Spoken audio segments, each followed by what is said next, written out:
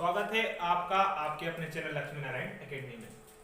आज हम शुरू करेंगे भाग। इससे पहले हमने जोड़, भाग, गुणा के कुछ नियम पर चर्चा कर चुके हैं। जो हमारी ये दिख रही हुई है आई बटन, इस पर उन वीडियो की लिंक मिल जाएगी।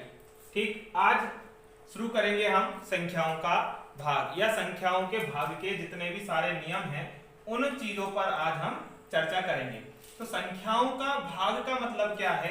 जब हम किसी संख्या का, जिस तरीके से 2 का भाग यदि हम 7 में करते हैं, 2 का भाग यदि 7 में करते हैं तो किस तरीके से भाग करते हैं? पहले तो ये कि 2 का पहाड़ा, बच्चों वाला स्टाइल कि 2 का पहाड़ा इतनी बार पढ़ो कि 7 से ज्यादा ना जाए, है ना।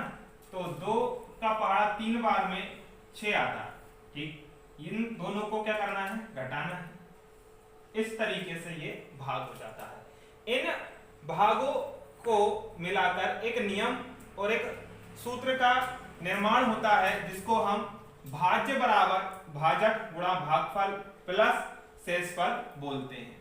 तो इसमें जो 2 है, इसमें जो 2 है वो भाजक है, जो 7 है वो भाज्य, और जो 3 आया है वो है भागफल, और जो 1 आया है वो है शेषफल। इस तरीके से, और 2 को हम बोलेंगे भाजक। अब इन का एक संबंध स्थापित होता है जिसको हम बोलते हैं भाज्य बराबर भाजक गुणा भागफल प्लस शेषफल। ठीक, अब सिद्ध कैसे करें कि हमने जो उत्तर निकाला वो सही है कि नहीं? तो भाज्य बराबर कितना आ रहा है? 7 के बराबर भाजक, भाजक क्या है? जिससे हम भाग दे रहे हैं। किससे भाग दे रहे हैं? 2 से। और भागफल कितना आ रहा है? गुणा 3। फिर ये ब्रैकेट प्लस शेषफल कितना आया है? 1। इनको हल करने पर ये डिजिट आनी चाहिए। 3 दूनी 6 प्लस 1 मतलब कितना आ रहा है? 7। तो ये भी 7 है, ये भी 7 है। इन दोनों का बराबर आना ये सिद्ध करता है कि हमारा दिया हुआ भाग सही है। ठीक, अब आगे बढ़ते हैं हम और चर्चा करते हैं भाग के नियमों पर। तो भाग के नियम में प्लस और माइनस किस तरीके से चर्चा करते हैं ना। तो इसमें हमने एक नियम पढ़ा था समान चिन्ह और दूसरा असमान चिन्ह। इनकी चर्चा हम पहले की वीडियो में कर चुके हैं कि समान और असमान हम किन को बोलते हैं। समान चिन्हों को हम बोलते हैं या तो प्लस प्लस हो या माइनस माइनस हो। ठीक, असमान चिन्ह का मतलब प्लस माइनस हो या माइनस प्लस हो। इस तरीके से हमने इन पर चर्चा गुणा के नियमों में कर चुके हैं कि समान चिन्ह और असमान चिन्ह क्या होते हैं। जो भाग के नियम है, जैसे कोई संख्या है वो इस रूप में लिखी हुई है, भाग के रूप में लिखी है। यदि ये चिन्ह और ये चिन्ह समान, कोई संख्या लिखी है इस तरीके से, एक संख्या ऐसे लिखी है कि उनका भाग का ऊपर वाला हिस्सा जिसको हम अंश बोलते हैं, अंश वाला नंबर प्लस का हो, नीचे वाली संख्या को हम हर बोलते हैं, हर वाली संख्या प्लस की हो, मतलब ये दोनों संख्याएं कैसी है? समान चिन्ह की है। उसी तरह ये अंश माइनस का है और y हर माइनस का। समान चिन्ह है इनमें। समान चिन्ह का मतलब ऊपर भी प्लस है, नीचे भी प्लस है, ऊपर माइनस है और नीचे माइनस है। यदि समान चिन्ह भाग में आते हैं, यदि समान चिन्ह भाग में आते हैं तो उत्तर में हमेशा प्लस आता है। आंसर काय का आता है? हमेशा प्लस का आता है। ये भाग का पहला नियम हो गया कि यदि दोनों चिन्ह, भाग के पहले वाला नंबर और भाग के दूसरे वाला नंबर दोनों यदि समान चिन्ह के साथ हो तो हम उनको उत्तर में हमेशा प्लस लगाते हैं। चलिए, इससे और आगे एक और नियम है, यदि संख्या लिखी हो, कोई भी हो, अंक हो सकते हैं, यहां अलग अलग चिन्ह हो, क्या हो, अलग अलग चिन्ह लिए दो, इस तरीके से संख्या लिखी हो भाग में, तब उत्तर में माइनस आता है। इसका ध्यान रखना है। और कैसे याद रखेंगे कि अभी हमने गुणा के नियमों में पढ़ा, उसी तरीके से भाग के नियम में प्लस माइनस का नियम चलता है कि असमान चिन्ह है तो हम माइनस का चिन्ह लगाते हैं, असमान चिन्ह है तो माइनस का चिन्ह लगाते हैं। ये है भाग का एक बेसिक नियम, जो इस तरीके से क्वेश्चन आ सकता है जिसमें कि 25 भागित -5 लिखा हो तो उत्तर क्या होगा, 40 भागित 10 कितना है। अब यहां समझ में आता है 5 का भाग हमें किस में देना है, 25 में देना है, तो ये कितनी बार में चला गया, 5 बार में।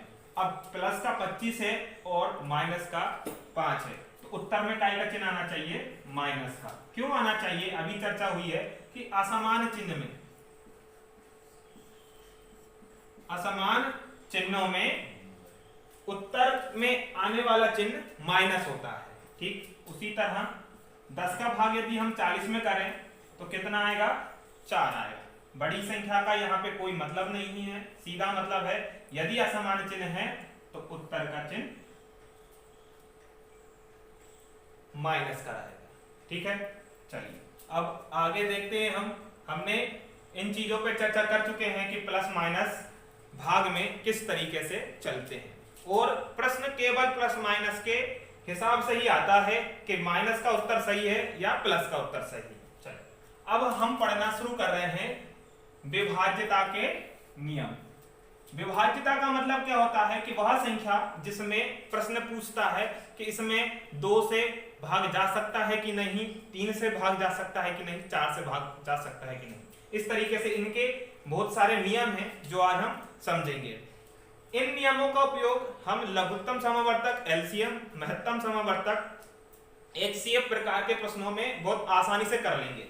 यदि हमें ये नियम पता है, ये नियम पता है, तो हम ऑप्शन देखकर प्रश्न को हल करना सीख सकते हैं, जो आपको आगे सिखाएंगे।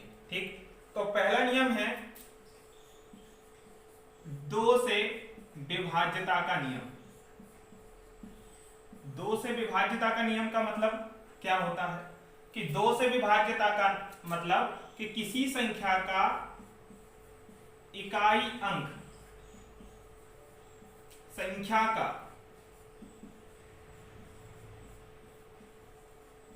संख्या का इकाई अंक 0, 2, 4, 6, 8 यदि हो, किसी संख्या का इकाई अंक 0, 2, 4, 6, 8 हो, तो वह पूरी संख्या 2 से विभाज्य होती है। जैसे कोई एग्जांपल ले, ये संख्या लिखी है, तो इसको हमें चेक करना है कि ये 2 से भाग होगी कि नहीं। केवल इसका हमें इकाई अंक देखना है, और हमने याद रखा है कि इकाई अंक इन 5 अंकों के अलावा कोई दूसरे अंक को हमें ध्यान नहीं रखना है। ये यदि 5 अंकों में से कोई भी एक अंक यदि है तो वह पूरी संख्या 2 से विभाज्य हो जाती है। नोट डाउन करते रहिएगा कि हम किस तरीके से समझ रहे हैं। दूसरा नियम आता है 3 से विभाज्यता का नियम। 3 से विभाज्यता का मतलब क्या हो गया कि वैसी संख्या जो 3 से विभाज्य हो। इसमें हम लिखेंगे कि संख्या के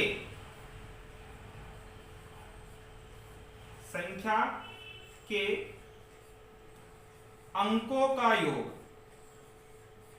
संख्या के अंकों का योग यदि 3 से विभाज्य है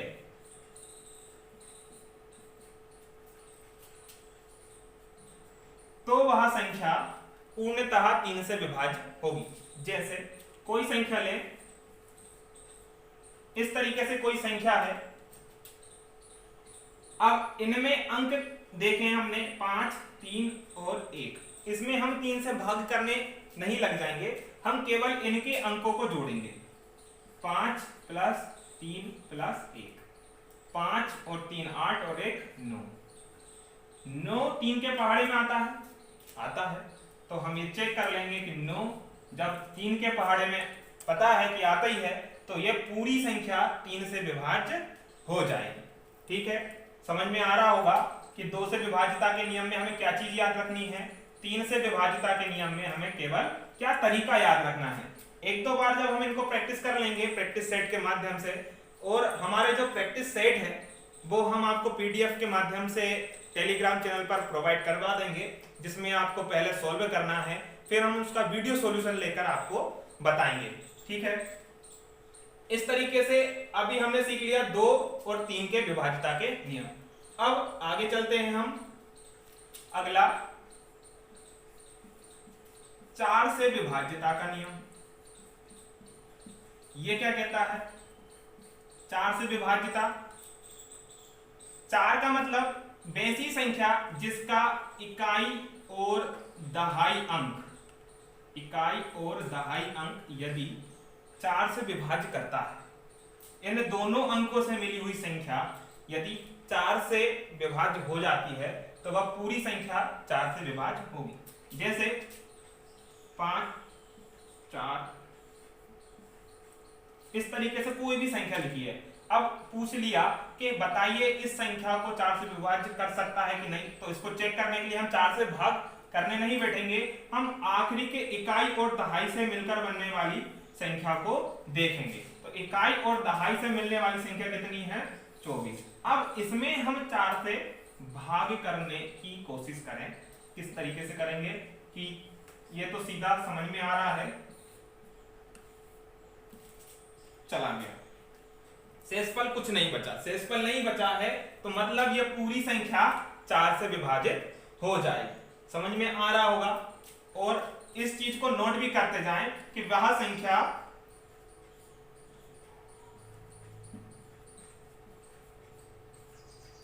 जिसका, वह संख्या जिसके इकाई और दहाई से बनी संख्या 4 से विभाजित या विभाजित होती है, वह संख्या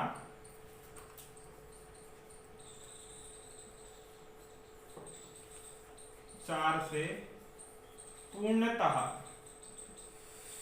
विभाजित होगी। ये नियम है ना, कि उसका इकाई और दहाई से बनी हुई संख्या यदि 4 से विभाजित होती है तो वह संख्या 4 से विभाज्य होगी। चलिए आगे बढ़ते हैं हम, अगला हमारा नियम है 5 से विभाज्यता का। 5 से विभाज्यता, ये 5 से विभाज्यता क्या कहता है, यदि किसी संख्या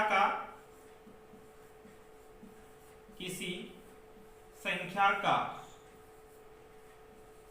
इकाई अंक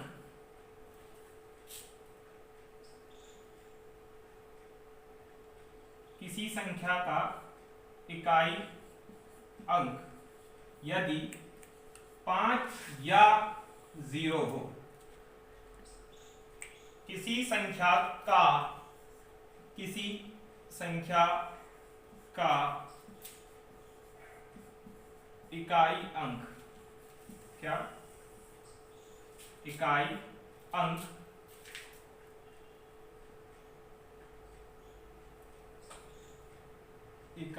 अंक यदि 0 या क्या हो 5 हो, तो वह पूरी संख्या 5 से विभाजित होगी। जैसे कोई संख्या हमने ले ली, अब ये बताना है कि यह 5 से विभाजित होगी कि नहीं होगी, इस संख्या में 5 से भाग जाएगा कि नहीं जाएगा। तो उसको चेक करने का एक ही माध्यम है कि हमने उसकी इकाई अंक देख ली कि इकाई अंक में कितना लिखा है 5, तो ये पूरी संख्या 5 से विभाज्य हो जाएगी। अब उसी तरह एक आध और संख्या ले लें, उसमें यदि 0 आता है तो यह संख्या 5 से पूर्णतः विभाजित हो जाएगी। अब यदि कोई इस तरीके से संख्या आ गई तो पूर्णतः विभाजित नहीं होगी। क्यों? क्योंकि इसका इकाई अंक 0 या 5 नहीं है। ठीक, चलिए ये 5 का नियम हो गया है। अब आगे बढ़ते हम। 5 के बाद आता है 6 से विभाज्यता का नियम। तो 6 से विभाज्यता का नियम क्या कहता है कि वह संख्या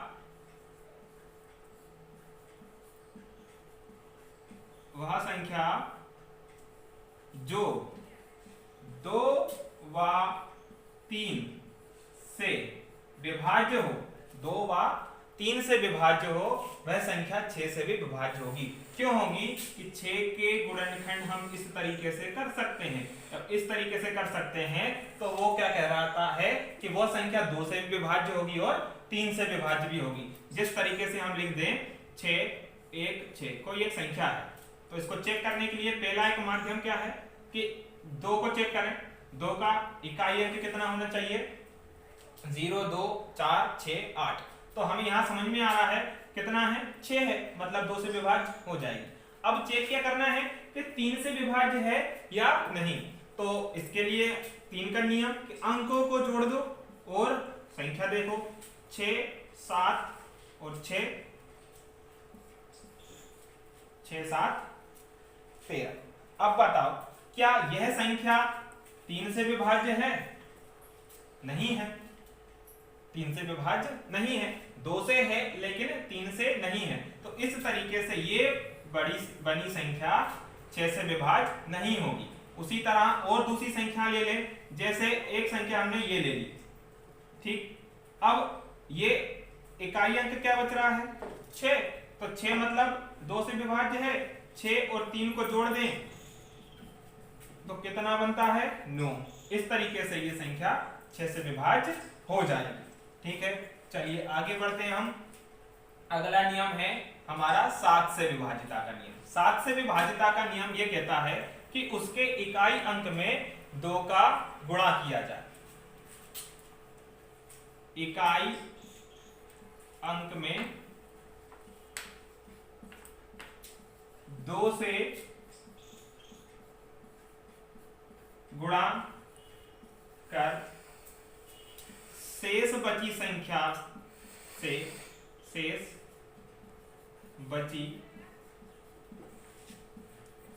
से घटा दें। तो जो संख्या आती है, जैसे इस तरीके से कोई संख्या हमने ली, क्या ये 7 से विभाज्य है कि नहीं? तो इसका इकाई अंक में 2 से गुणा कर दे और शेष बची हुई संख्या से घटा दे। तो 34 और 3 में 2 का गुणा करें, इकाई अंक में 2 का गुणा, तो कितना हो गया? 6। फिर बचा 14 में से गया 8 और ये बचा 2। हमने देखा कि 28 आ गया है। आखिरी इकाई अंक में 2 से गुणा करके बची हुई संख्या में से उस जो गुणा आया उसको घटा दिया, तो वो संख्या 7 से विभाजित हो रही है। कितना आ रहा है? 4 बार। मतलब कि ये है कि हमें पूरी संख्या में 7 से भाग नहीं देना है, आखिरी में जो इकाई अंक है उससे 2 का गुणा करके बची शेष संख्या से घटा दो। लेकिन ये एक नियम थोड़ा सा लेंदी हो जाता है, जब बड़ी संख्या आती है तो हम ये करते जाते हैं, बहुत लंबा हो जाता है। इससे सुविधा मेरे हिसाब से ये रहेगी कि सीधा हम 7 से भाग कर दें। यदि 7 से जुड़े हुए कोई अंक आते हैं प्रश्न में तो हम उनको भाग कर दें। चलिए आगे चलते हैं हम। अगला नियम है हमारा 8 से विभाज्यता का नियम। ठीक है, 8 से विभाज्यता का नियम क्या कहता है कि वह संख्या जिसका इकाई, दहाई और सैकड़ा इस तरह 3 अंकों से मिली हुई जो संख्या बचती है पूरी संख्या में, जिस तरीके से एक संख्या है 9 7 1 2 8। अब इसको हमें चेक करना है कि ये 8 से विभाज्य है कि नहीं। तो 8 से विभाज्य है या नहीं के लिए हमने अभी चेक करा कि इकाई दहाई सैकड़ा से बनी हुई संख्या यदि 8 से भाग जाती है, 8 से भाग जाती है पूरी पूरी, तो ये पूरी संख्या 8 से विभाज्य हो जाएगी। तो चेक करते हैं, 8 छंग हो गया 48। शेषफल 0 बचना का मतलब यह है कि यह संख्या इसको पूर्णतः विभाजित करती है। तो इन 3 अंकों से बनी इकाई दहाई सैकड़ा से बनी जो संख्या है वो यदि 8 से विभाजित होती है तो यह पूरी संख्या 8 से विभाजित हो जाएगी। एक एग्जांपल और ले लें। इस तरीके से कोई संख्या है तो इससे इकाई दहाई सैकड़ा से बनी हुई संख्या कितनी है? 240। इसमें यदि हम 8 से भाग करके देख लें तो 8 किया 24 और 0 का 0, मतलब पूरी तरीके से विभाजित हो रहा है। तो हम ये कह सकते हैं कि 52 40 जो संख्या बनी है ये 8 से विभाज्य होगी। चलिए आगे अगला नियम है 9 से विभाज्यता का नियम। 9 से क्या कह रहा है कि ऐसी संख्या जो 9 से विभाज्य हो, जिस तरीके से 3 का नियम था। 3 का क्या नियम था कि अंकों को जोड़ लें, अंकों को जोड़ने से बनी संख्या यदि 3 से विभाज्य हो जाती है तो वह पूरी संख्या 3 से विभाज्य हो जाएगी। उसी तरह 9 का भी है, यदि अंकों से जोड़ने पर जो बनी संख्या है वो यदि 9 से विभाज्य होती है तो वह पूरी संख्या 9 से विभाज्य हो जाएगी। जैसे कोई संख्या ले ले,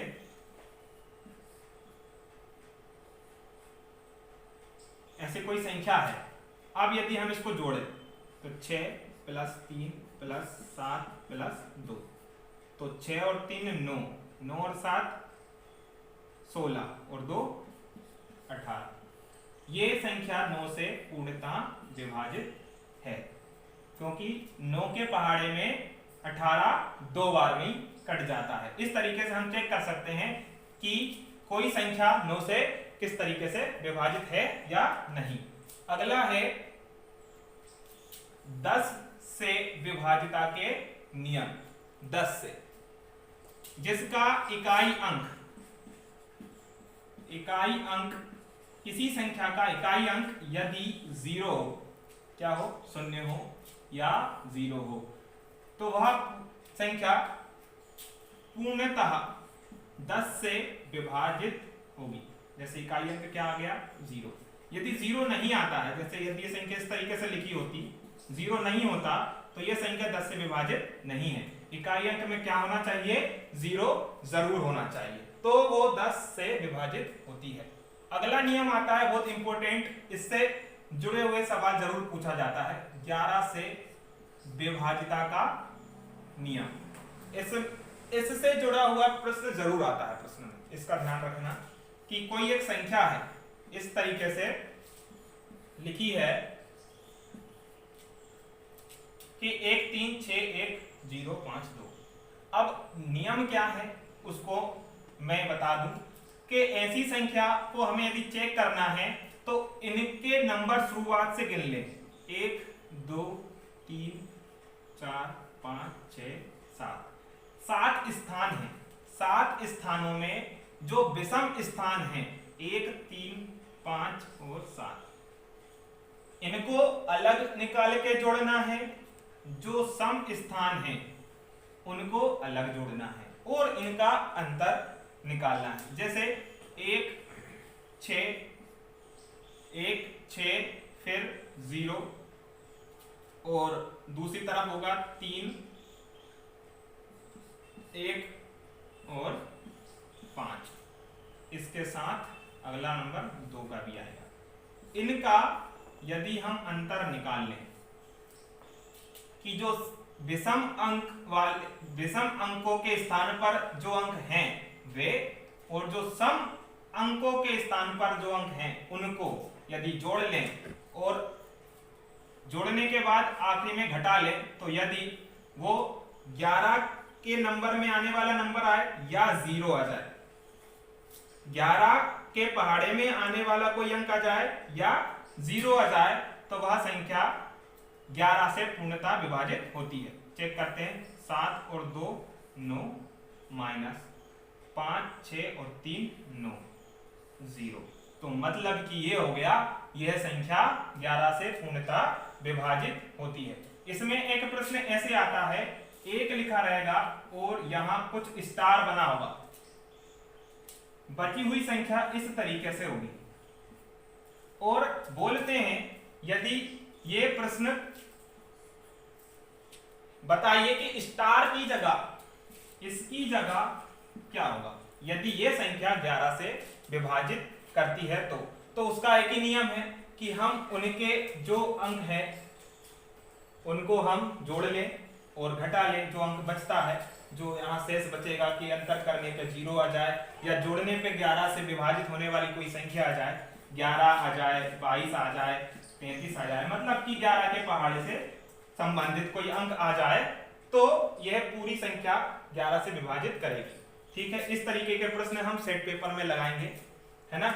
चलिए, तो विभाजिता के नियम लगभग इतने आपके बहुत खास और इंपॉर्टेंट है। इसके बाद हम पढ़ेंगे दशमलव संख्याओं में भाग के नियम। दशमलव संख्याओं में भाग के नियम क्या है? दशमलव, जिस तरीके से कोई संख्या लिखी है, इसमें यदि इस तरीके से कोई संख्या से भाग करना है दशमलव वाली, ठीक,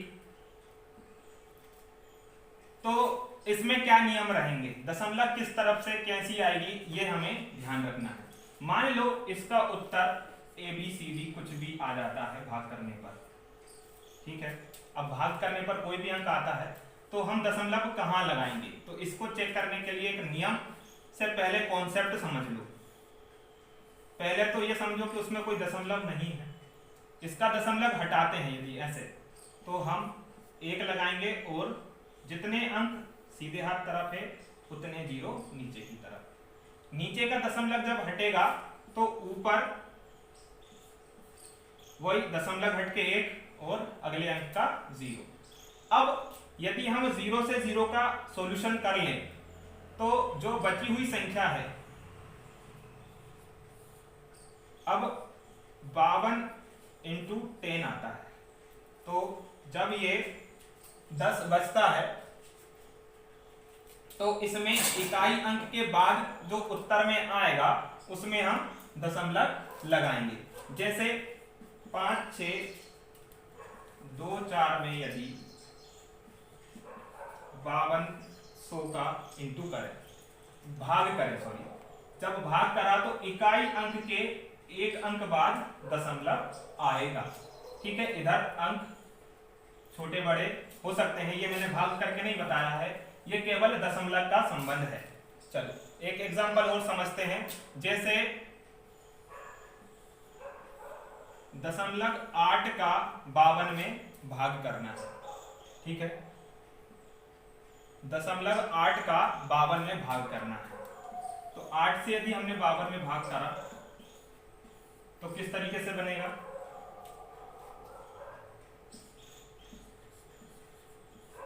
बचा कितना 4, दशमलव लगा के 0 लगा दे,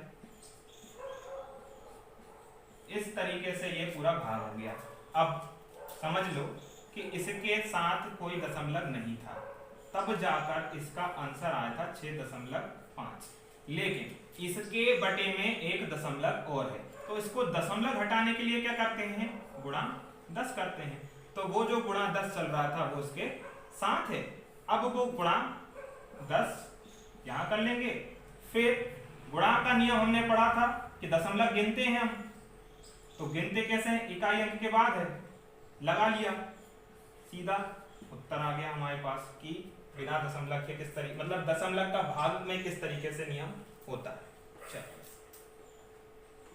तो हमारा प्रयास आपको किस तरीके से लग रहा है, समझ में आ रहा होगा। और जितने सारे हमारे पुराने वीडियोस हैं उनके लिंक हमारी आई बटन में दिए हुए हैं, आप वहां जाइए और पुरानी वीडियोस को देखिए।